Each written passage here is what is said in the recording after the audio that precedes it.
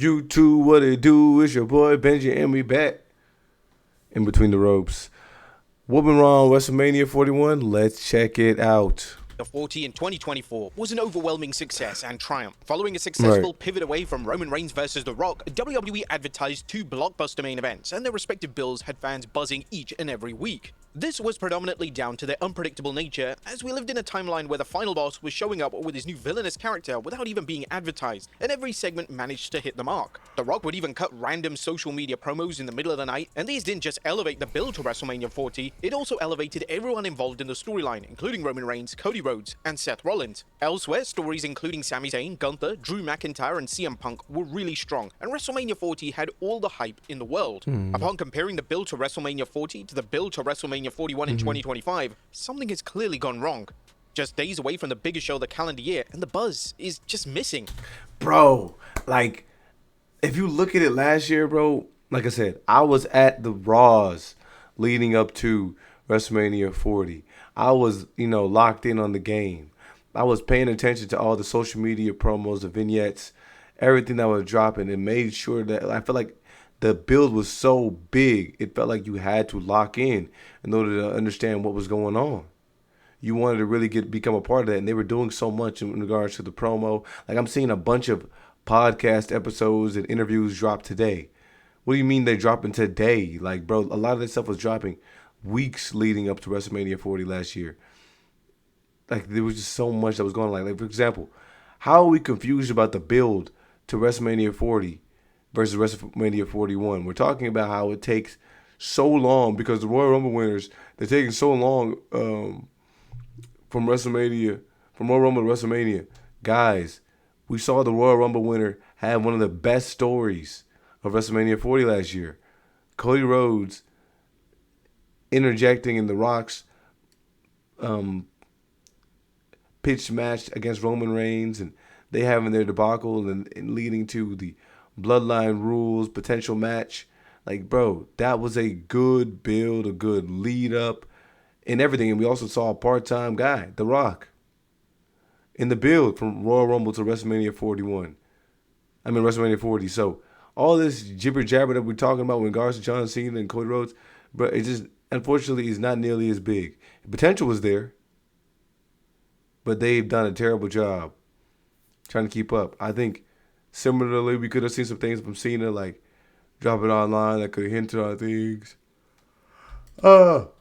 Fans are questioning why the build to the show has been so timid, and fans are even questioning if WWE have lost their focus and drive ahead of WrestleMania. The underdeveloped undercard. Now, while certain matches, notably Jade Cargill versus Naomi, have truly exceeded expectations, there are so many matches on the WrestleMania 41 undercard that have failed to justify their existence. Why are the New Day matching up against the War Raiders? If you're literally just trying to have a moment in which Big E returns, I don't think anybody would have been against it. But I think you then minimize the moment because you have the War Raiders fighting against the New Day for no reason. You buried the New Day months ago when you had this big turn, and then you cast them aside for months for them to do nothing other than a couple backstage promos in which they're trying to figure out what locker room they can go into in order to change. And now suddenly you want to just cast them in a WrestleMania match against the War Raiders? In a feud that none of us are even understanding what the heck is going on, nor do any of us believe in? You're trying to get the War Raiders off as some tag team that is just so incredible that they are a valiant opponent? Come on, bro. It's almost as if Triple H has realized that certain names needed to be on the card, so he panicked and just ordered the laziest match to book. The game spent months building up the SmackDown tag division, only to decide to leave the titles. And they're not on it. It doesn't make any sense. These guys have been battling for months. They even had a PLE appearance at the Royal Rumble. And this is what we're getting.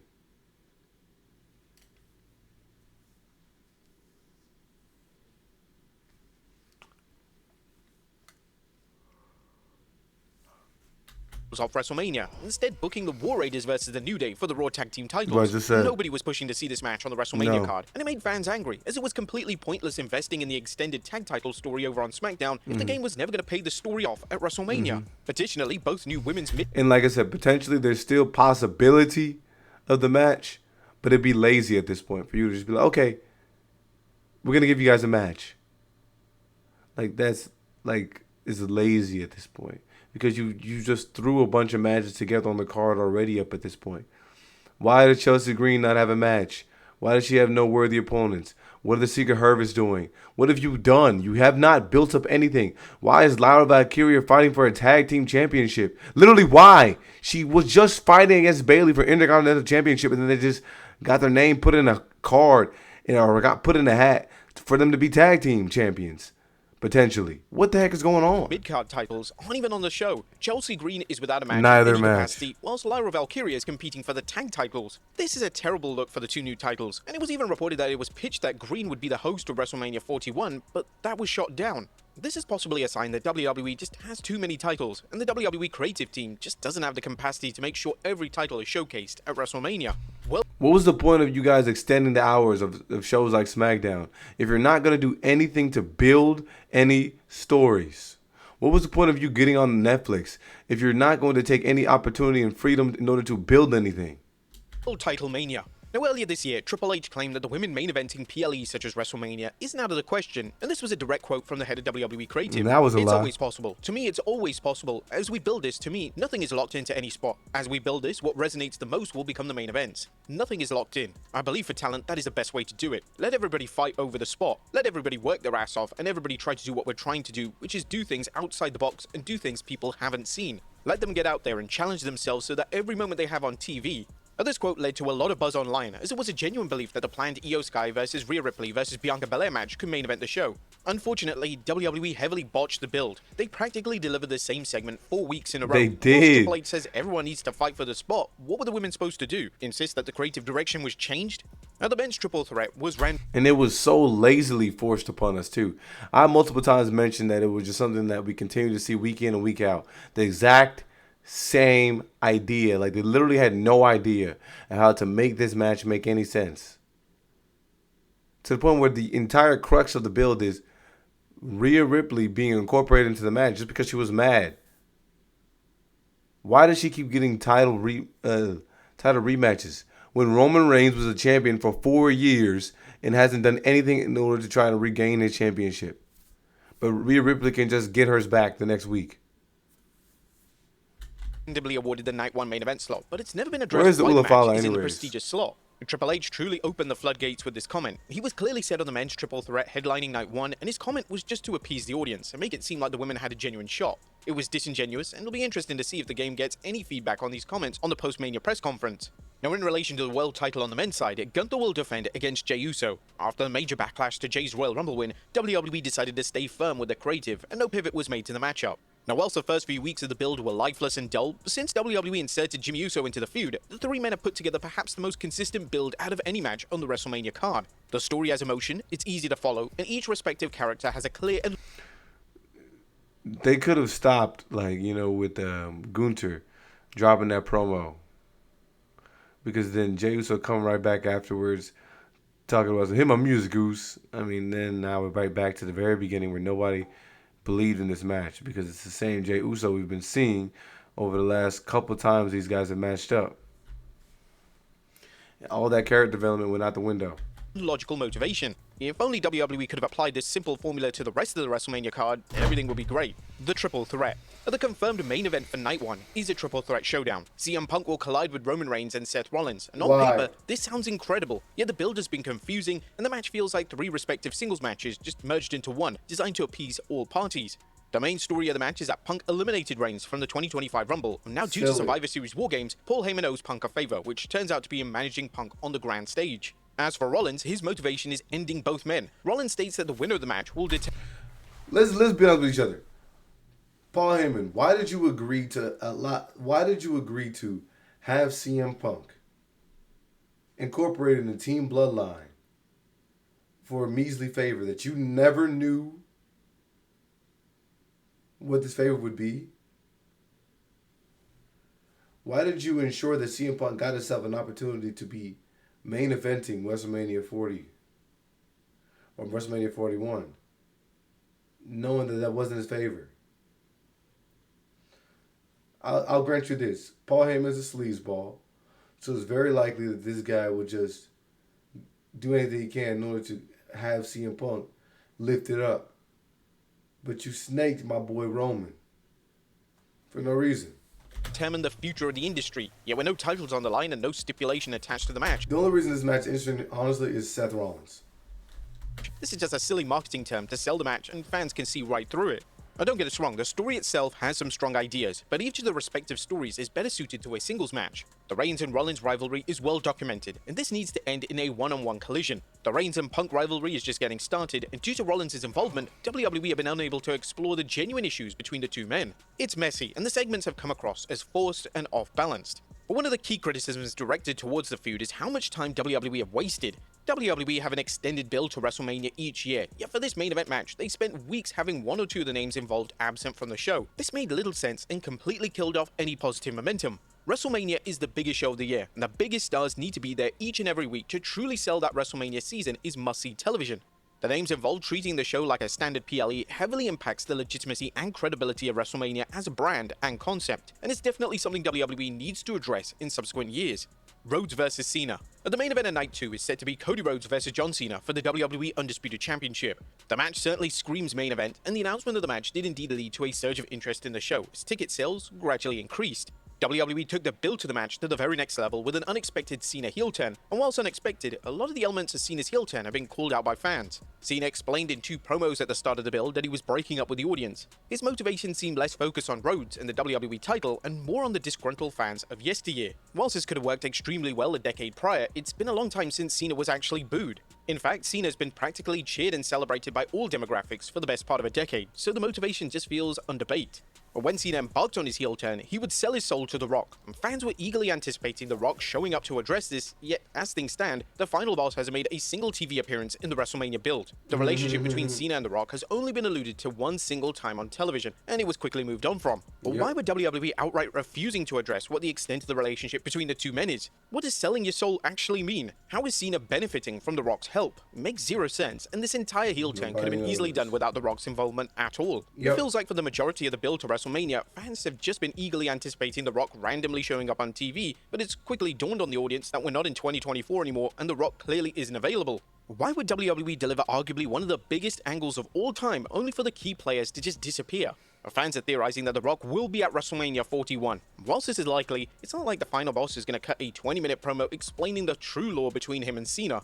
The same goes for Travis Scott, as he was involved in the Cena turn, yet he's barely been mentioned. However, many would argue that he didn't need to be there in the first place. The WWE wanted Scott on the angle to create headlines, yet it makes the WWE Champion, that being the American Nightmare, look incredibly weak for not seeking revenge in any capacity. That is apart from an off-the-cuff comment he... Dude got whooped on by Cena, Travis Scott, and The Rock, and they just moved onward. So not only did John Cena turn on you, Travis Scott turned on you, a dude that you probably didn't even know you had connections to, and The Rock you just became friends again with.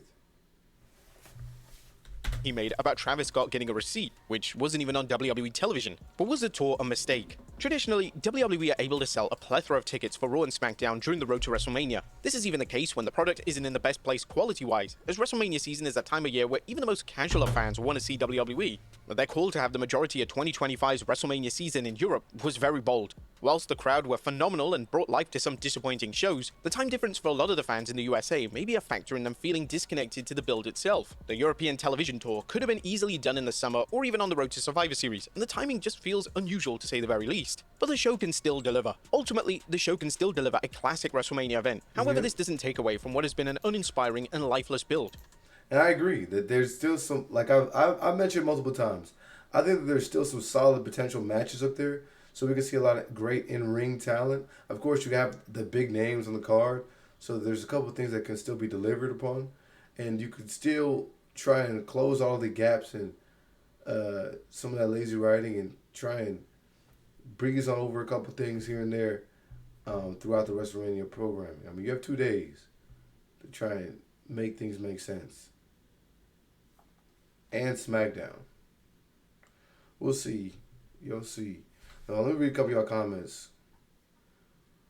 Some of y'all weren't around for a majority of the 2010s. No, yeah, guys. Here's the thing, though. We're looking to be better, right? Unfortunately, the bar has been set, so a lot of us are, looking for things to be better. But unfortunately, I don't even think it's like in comparison to WrestleMania 40. I think it's just things just don't make sense. Again, like I said, I continue to harp on it. If your bread and butter is supposed to be storytelling and development, I mean, why have we seen such a terrible job? They have the Netflix money, everyone is cashed in and checked out. Yeah, facts. WrestleMania 40 was a combination of so many storylines told over so many years that it was amazing. It gave you a jaded view of what WrestleMania should be. If every WrestleMania was 40, no WrestleMania is 40.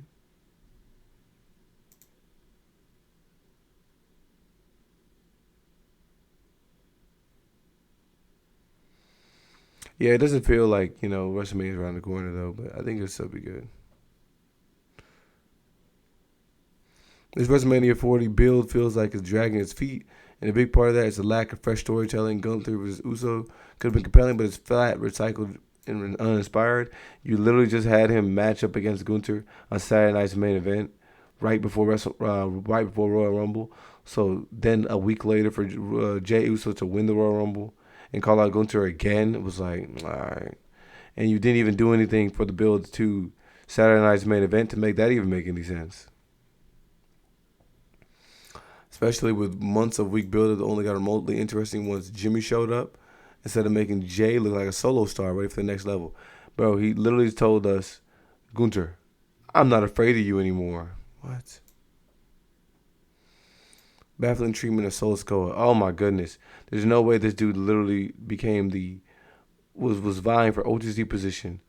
And then now you look at months later, this guy is not even like getting TV time. What are we doing? He lost to Roman at the Netflix event, which should have launched a massive character evolution or revenge arc. But instead, he just vanished, and he returned, and doesn't seem as if he cares. Not being the Royal Rumble was such a weird choice, especially when the Bloodline storyline is still one of WWE's biggest. That is a great point. I completely forgot that Solo Sikoa was not even in the Royal Rumble. But the WWE had no clue what to do with him post-loss, and now he's just floating in creative limbo where he could be adding so much tension to the build. Charlotte Flair being shoehorned into another WrestleMania match is just tired. Fans are numb to it. She's constantly portrayed as dominant force, yet she rarely helps anybody else in the process. This year, the feud is veered into uncomfortable territory. Real life jabs feel less like storytelling and more like personal pot shots. And then you got the incredible women holding mid card titles who aren't even defending them. Lyra and the tag team. Yeah, crazy work.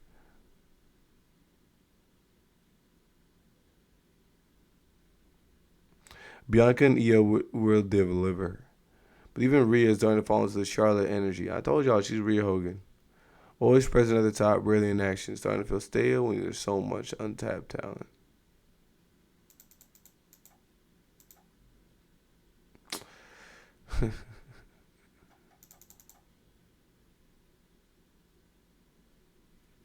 Y'all let me know what y'all think.